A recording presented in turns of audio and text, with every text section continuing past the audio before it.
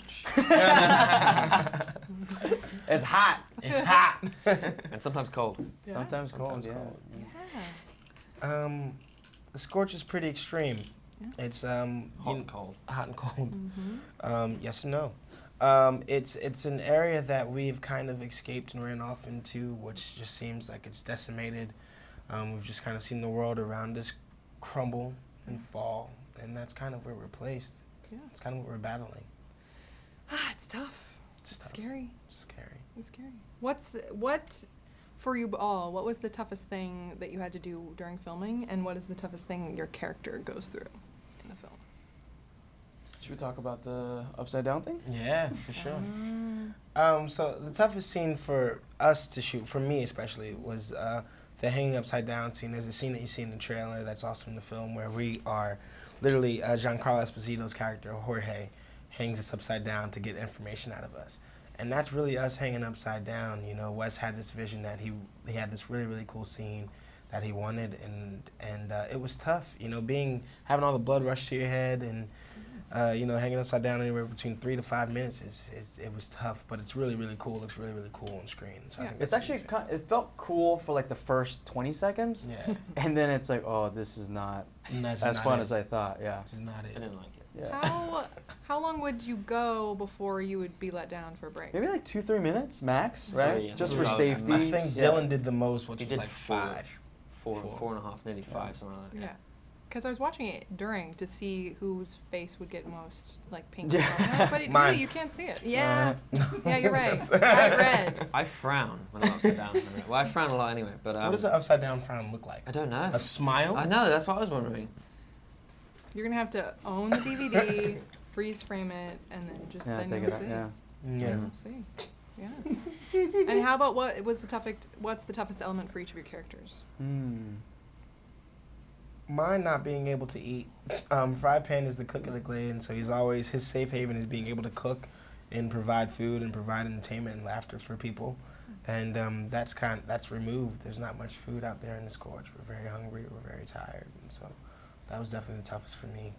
I feel like the maze was kind of like living with your parents, and then you get out and you're like thrown into the world and you kind of have to fend for yourself, like in the Scorch. And I feel like maybe for a lot of our characters, we're kind of out of our element, you know? But I think it's a great growing experience for each of our characters, because then you really learn what you're made of and what you can do, how well you can get acclimated to a new environment, to new challenges and things like that. So if anything, a lot of growth for each of our characters. Yeah. Yeah. I think